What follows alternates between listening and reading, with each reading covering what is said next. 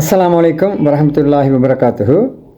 44 என்ற இலக்கத்தை எழுத்தில் எழுதிவிட்டு முடியுமானவர்கள் இந்த வீடியோவை பாருங்கள். வாருங்கள், 44 என்பதை எவ்வாறு எழுத வேண்டும், ஏன் இந்த இலக்கத்துக்கு நான் முக்கியத்துவம் கொடுக்கிறேன், இது போன்ற விடயங்களை நாங்கள் இந்த வீடியோவில் பார்ப்போம். வாருங்கள், வீடியோவுக்கு செல்வோம். எங்களுக்கு தெரியும், 4 என்று எழுதும் பொழுது FOUR என்று எழுதுவோம், 4. அதே போன்று 4 என்ற அந்த இலக்கம் சம்பந்தப்படுகின்ற எல்லா இடத்திலும் FOUR என்று எழுதுவோம். 24, 20 எழுதிவிட்டு FOUR 4 எழுதுவோம். 34 என்று எழுதும் பொழுது THIRTY FOUR எழுதுவோம், 4 சம்பந்தப்படுகிறது. ஆனால் 24, 34 என்று எழுதுகிற பொழுது 4 சம்பந்தப்படுவது போலவே 44 என்று எழுதும் பொழுதும் அந்த 4 என்பது FOUR என்று தான் எழுத வேண்டும். ஆனால் எங்களில் அநேகமான பேர் ஒரு செக் எழுதும் போதோ அல்லது வேறு ஏதாவது எழுதும் போதோ இந்த 40 என்ற சொல்லை FOURTY என்று எழுதுகிறார்கள். எனவே இதை நான் கட்டாயம் குறிப்பிட வேண்டும் என நினைத்தேன்.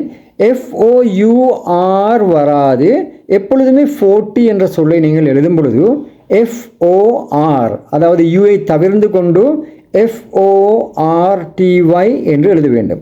அதாவது 40 என்று எழுதும் பொழுது FORTY 40, 41 FORTY 1ONE, அதே போல் 42 FORTY 2, அதே போல் 43 FORTY 43, அடுத்து THREE.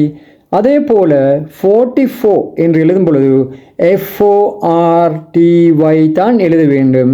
40 என்பதற்கு ஒருபோதும் நாங்கள் FOURTY என்று எழுதக்கூடாது. ஆனால் 44விலே FOUR என்பதை திரும்பவும் வராது. எனவே 40 என்று எழுதப்படுகின்ற எல்லா நேரங்களிலும் நாங்கள் FORTY என்று எழுதி அதனோடு வருகின்ற இணைய இலக்கங்களை நாங்கள் எழுத வேண்டும். எனவே யார் நான் சொன்னது போல வீடியோவின் ஆரம்பத்தில் FOURTY என்று 40க்கு எழுதியிருப்பீர்களோ அவர்கள் இதன் பிறகு கட்டாயம் FORTY என்று எழுதுங்கள். 4 என்பதற்கு FOUR என்று வரும். சரி, பார்ப்போம்.